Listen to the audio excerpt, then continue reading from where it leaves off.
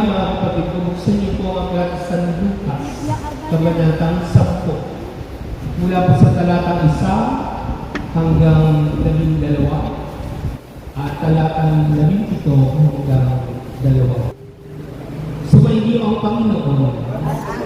Ang mabuting balita ng Panginoon ayon kay San Lucas. Papuri sa iyo, Panginoon. Pagkatapos ng mga bagay na ito, ang Panginoon ay humirang pa ng 72. Pinauna niya sila ng dala-dalawa sa bawat bayan at pook na katutuunan niya.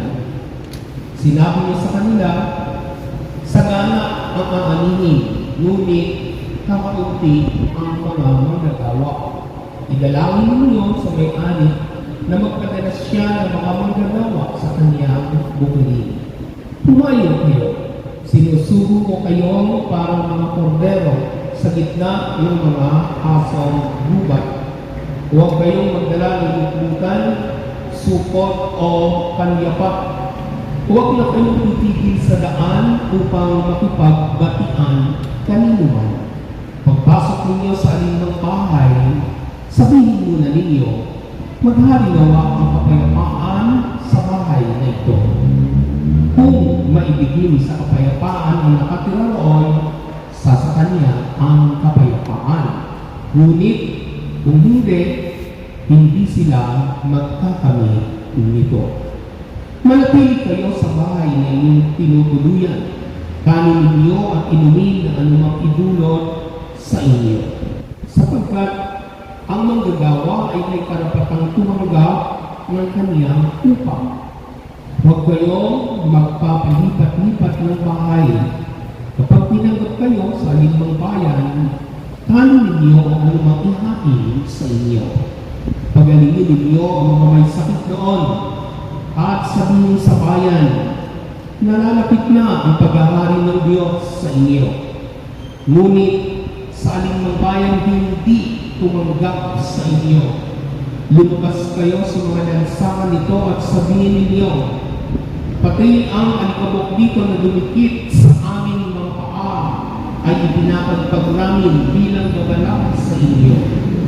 Ngunit papatandaan ninyong nalapit na sa inyo ang paghahari ng Diyos. Sinasabi ko sa inyo, sa araw ng pagpupukom ay higit na mabigat ang paparusahan ng mga tao sa bayan yaon kaysa dinanas ng mga taga-Sodoma. Sa verse 17, bumalik na tuwang-tuwa ang 22. Panginoon, sabi nila, kahit kung mga demonyo ay sumusunod kapag inuutusan namin sa ngalan ninyo. Sumagot si Jesus, nakita ko ang paghuhulog ni Satanas mula sa langit, parang iglap. Binigyan ko kayo ng kapangyarihang tumapak sa mga ahas at mga alakdan at yuhurak sa kapangyarihan ng kaaway. Walang makapipinsala sa inyo. Gayunman, magalak kayo, hindi dahil sa suko sa inyo ang masasamang espiritu, kundi dahil sa nakatala sa langit ang pangalan ninyo.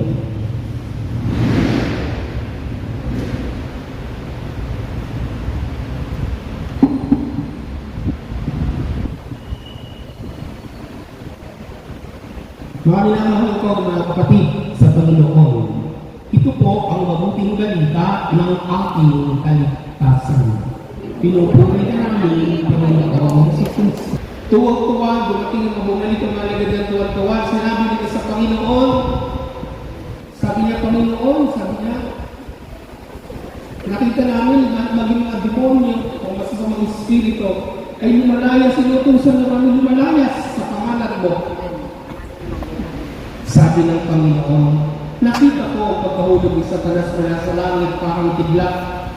Ngunit magalak kayo, hindi dahil sa suko sa inyo ang masamang espiritu. Hindi magalak kayo dahil nakatala sa langit ang inyong pangalan. Diba? Pero nakalimutan niya, lumalayas pala sa mga espiritu, hindi sa tao. Kanina siya lumalayas. Sa ngalan ni Jesus. Amen?